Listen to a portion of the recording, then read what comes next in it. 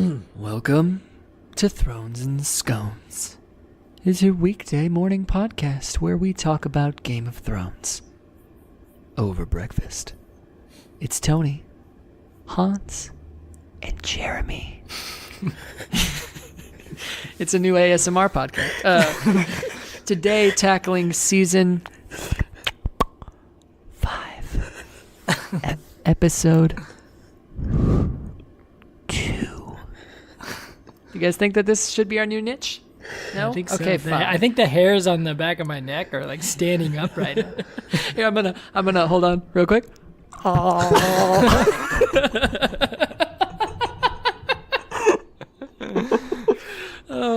It reminds deep me throat of at the mic for anyone who can't see us, which is everyone. The SNL thing where they're doing the whole sweaty balls thing, and they're like, Yeah. and now we're gonna talk. What is the abbreviation? ASMR? I don't know what that stands for. Audio sensory meridian response? As someone who's in radio, I feel like you should know that. Let me look it up. ASMR. Let me wiki Never- that, where Jimmy wrote it. For someone who's not in radio, I've never even heard of that. Autonomous sensory meridian response. You've never heard of ASMR? No. This is like, it's been a huge internet trend for years now with people just like nails on tables and stuff, like really light, highly amplified noises. Or like there's a cool video, if you guys get your nice little headphones out, on YouTube of like a haircut that's in 360. So you put on this video and you close your eyes, and it's just this, it's so accurate that it feels like you're getting your hair cut. Like you can almost feel it because of the sounds moving around your head and stuff. It's crazy. I've never gotten into the more fetishy side of it, which definitely exists. But, Which is the way we're going to go. It's a huge thing. Weird. I Yeah. didn't even know this existed.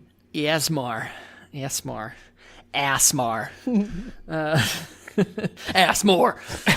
That's what we're about here in talking about Game of Thrones. Today, Season 5, Episode 2, The House of Black and White and Blueberry Lemon. Because we've done straight up blueberry too much, so we had to throw a little catfish curveball in there. And thankfully, the curveball didn't involve any actual catfish, but maybe next time. Welcome, by the way, to your Tuesday. Would you guys like a little... I have to go back now, because now my Google has ASMR on it. I have the wiki open. You guys want the plot here of Season 5, Episode 2? I do. I do, Very much so. Mr. Rogers. Oh, Mike, what does Mr... So I actually played Mr. Rogers in a play once, and I can't remember for the life of me So you if should there's kill a it. voice to be done. I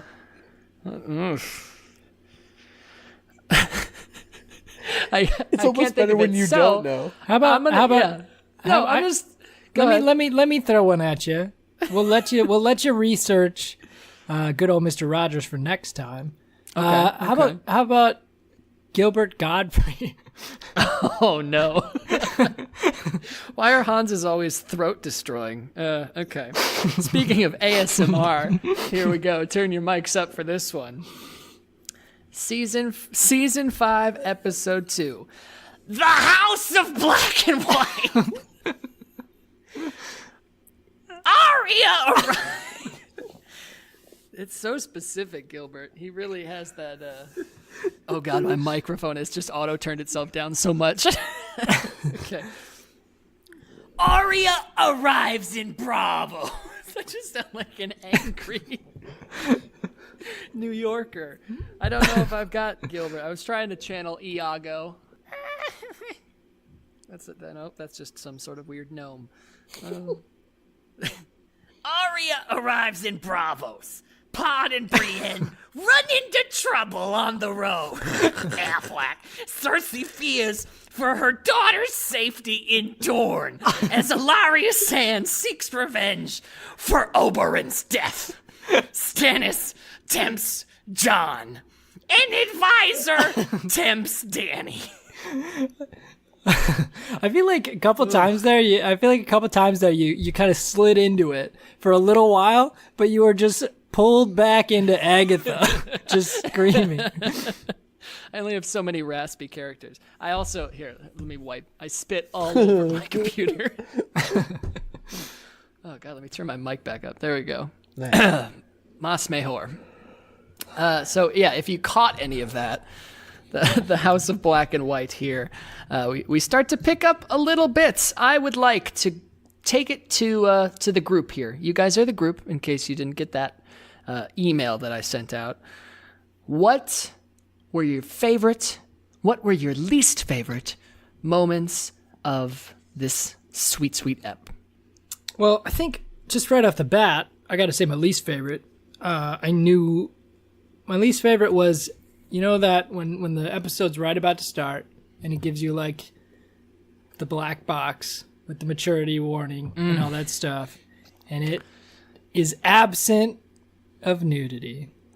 It's the biggest heartbreak I've ever suffered in my life, I think, which is rough. So that's fair. We had no jugglies here in season 5, episode 2, which is a bummer. I will say, just in this day and age, I'm just happy to see especially because, you know, back in this era, I would only imagine, right, this medieval era, who knows, like I don't know if they were as as accepting as we are now. I'm just happy to see a house that includes both blacks and whites. Oh my God.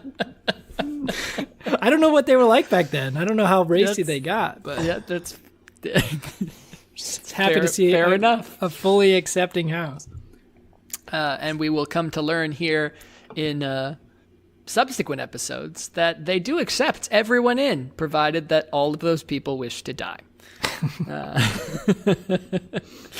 That's kind of where we start things off here in this episode as well.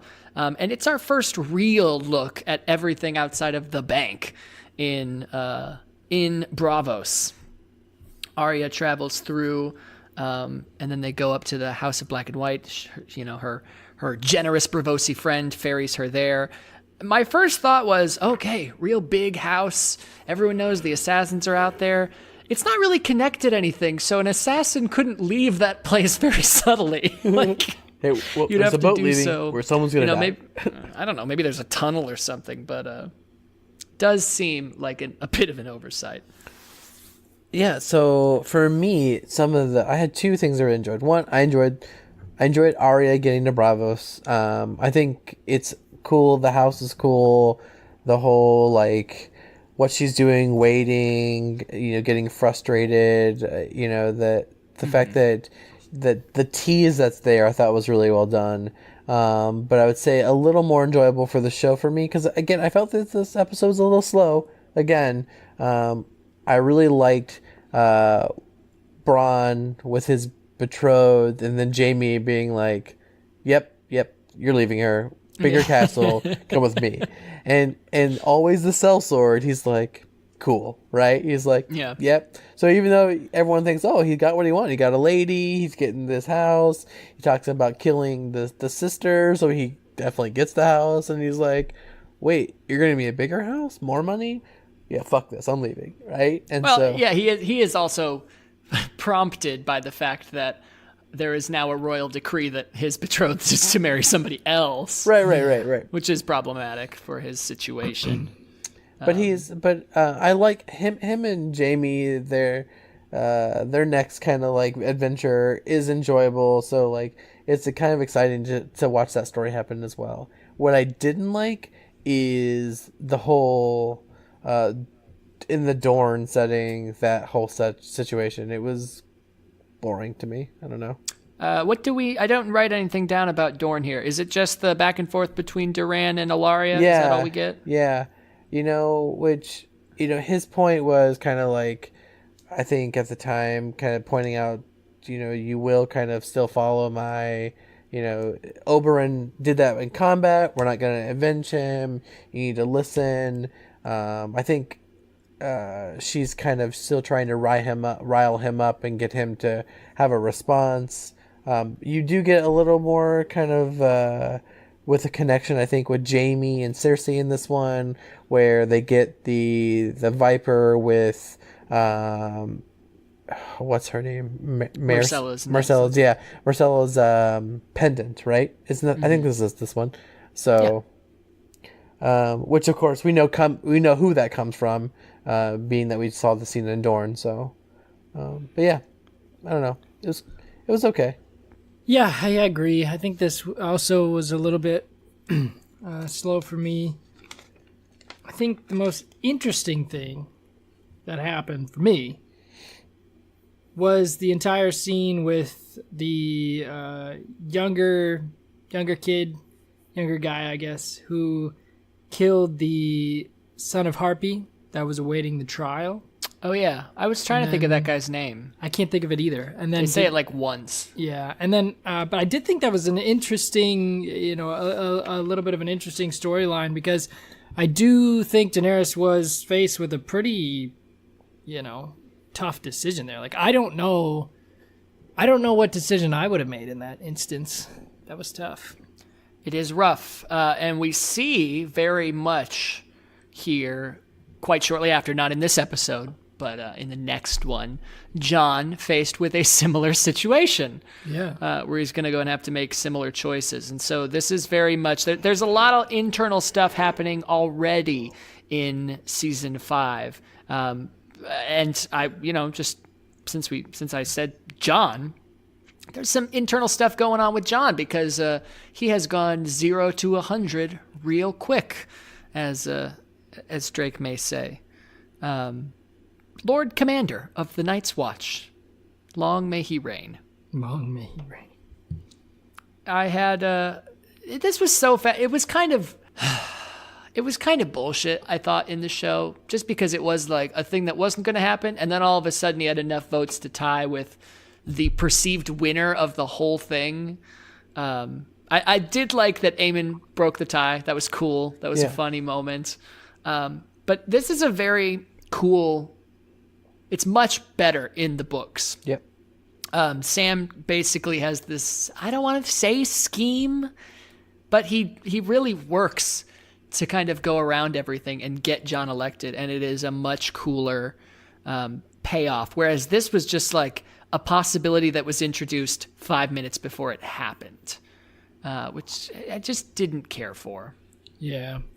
It seemed a little unbelievable to me. Also, they put all these votes in a vase, not a piggy bank. It had a very large opening. They didn't need to break it at all. Maybe it's tradition or something, but it's a stupid tradition. You don't have that much clay up at the wall, I'm imagining. I don't know. But I did like the moments. I liked the internal stuff with Jon having to basically rectify his desire to be legitimized after Stannis' offer to make him Jon Stark with his vows. He kind of thought that, well, with his family mostly dead at this point, the temptation must surely be gone. And then all of a sudden he gets the thing that he never even thought possible. I think he says his first thing he ever remembers wanting, and he sticks to his guns, man. Yeah, and then I think I was just gonna say, I was gonna ask you what you thought about that, but I thought that was interesting.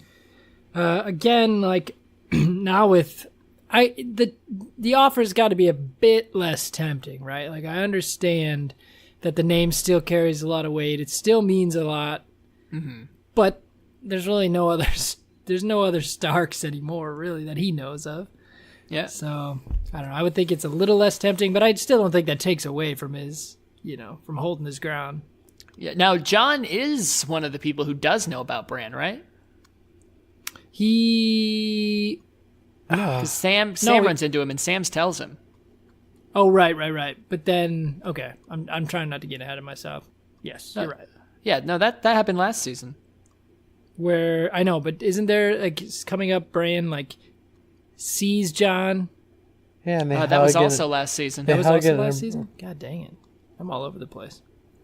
I thought he was still north of the wall, and then comes back, and that's when they first see each other. They don't. Talking ahead, they don't see each other, Bran and Jon, after season 1. No. Bran sees Jon, and Jon hears about Bran from Sam, but they have not yet seen each other. Okay, maybe that's the problem. Yeah, and then there are a couple narrow misses. Right, and then in the Vale, Brienne and Podrick, they finally, find the other Stark, right? Don't they run into Sansa They do. and Baelish? And then again she gets shut down. I mean, that whole... Which, I respect this decision from Sansa. This is another one where she like makes the wrong call. But I think if I were Sansa, this is one of those situations where if I were in this position as well, I would have done the same thing.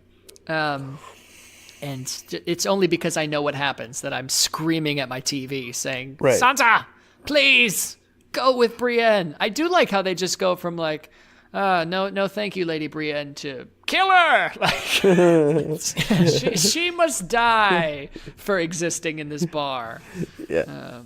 It's cool. I think my favorite moment, it's going to sound silly, but just because it was kind of a, lots of stuff setting up, not a very humorous episode. I laughed too hard at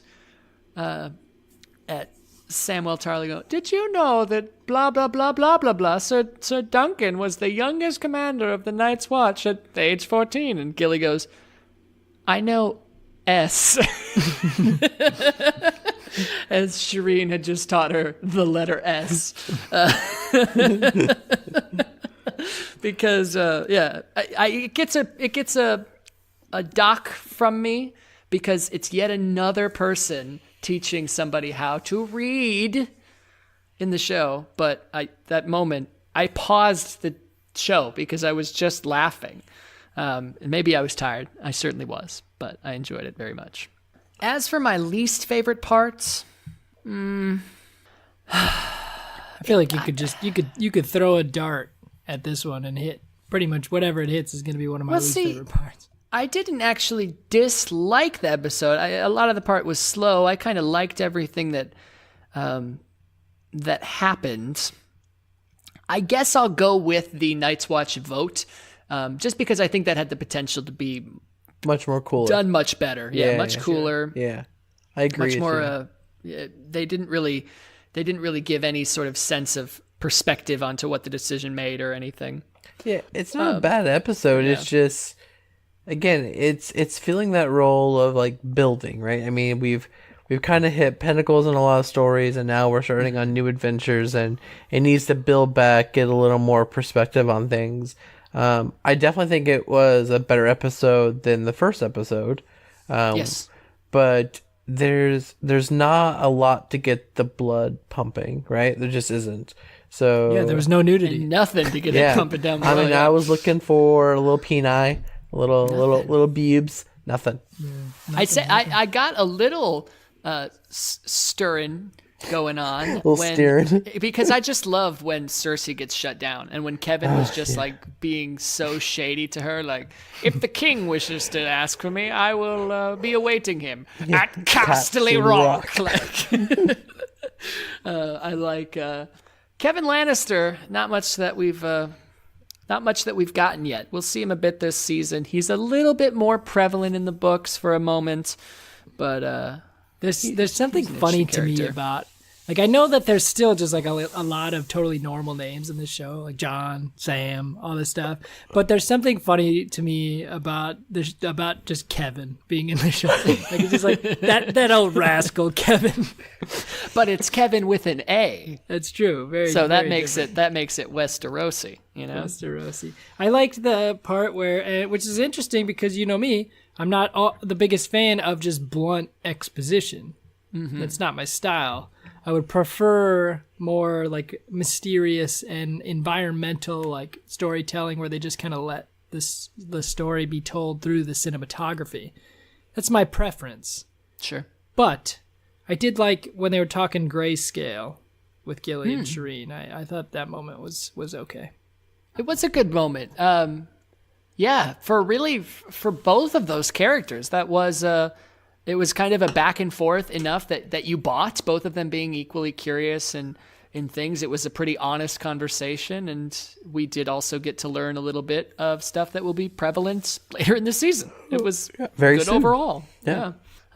Anything else? I think I've touched on all my notes. Arya does get let in. She re-sees at least the face of Jaqen H'ghar.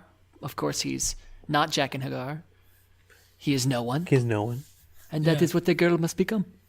And Drogon's back as well. That's my only other note. and Yeah. he's bigger again. Yeah, I wrote big dragon. Big black dragon. There's big dragon. I wrote Drogon is back for like 2 seconds. Daenerys tries to touch, flies away.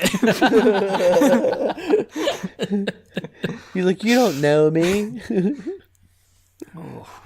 Well, if the episode is done, we should move on to the other half of our podcast. Sure. The scone review for the day. I have today's scone. It is blubbery lemon, as the French might say. Blueberry lemon, as we would be more familiar with it. And it's from Electric Fountain Brewing. Ooh.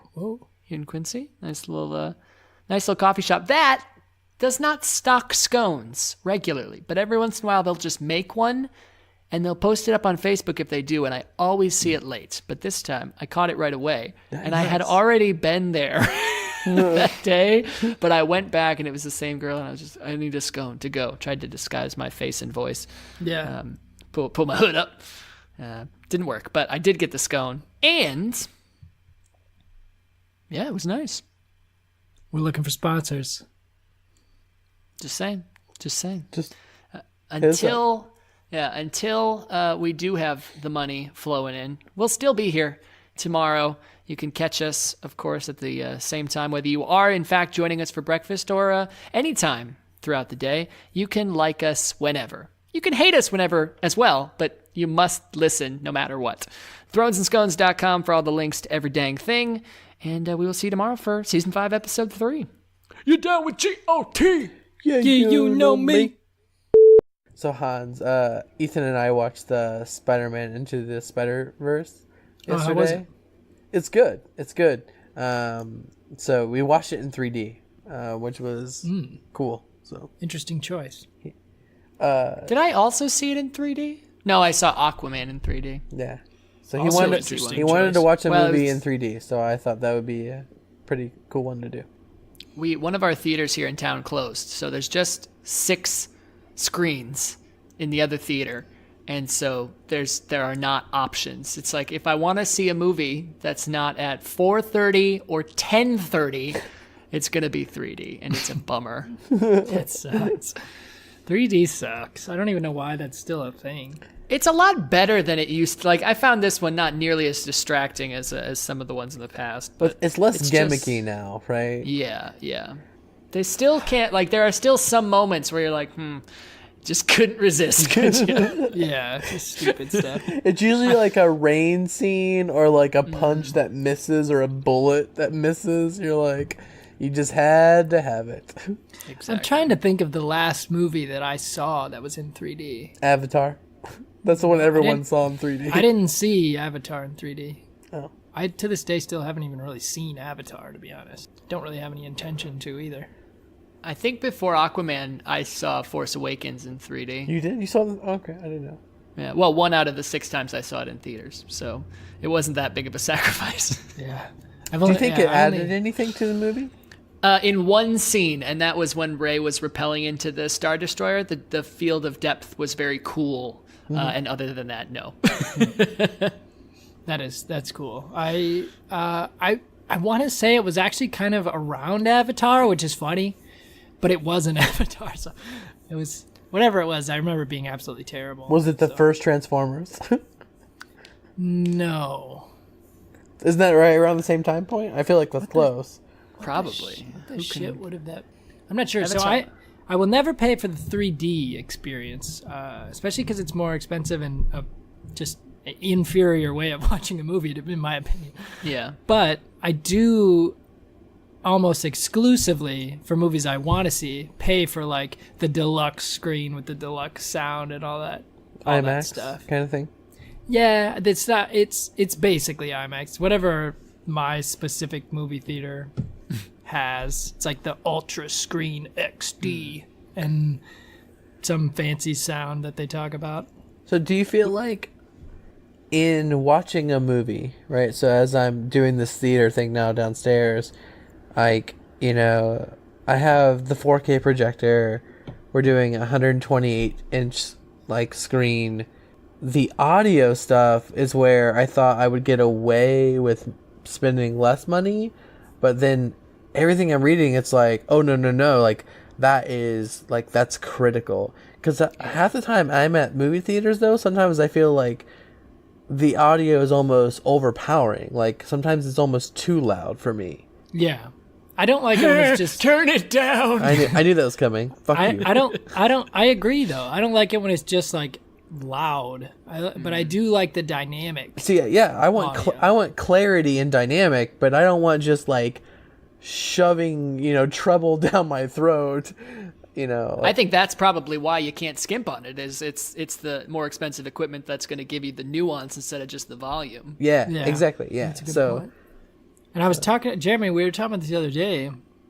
I don't think it was on the podcast, but I never noticed the importance of like cinematic audio quality until I saw Blade Runner in theater twice. Yes. And then I saw Blade Runner on my parents' crappy television with just standard, television audio or whatever.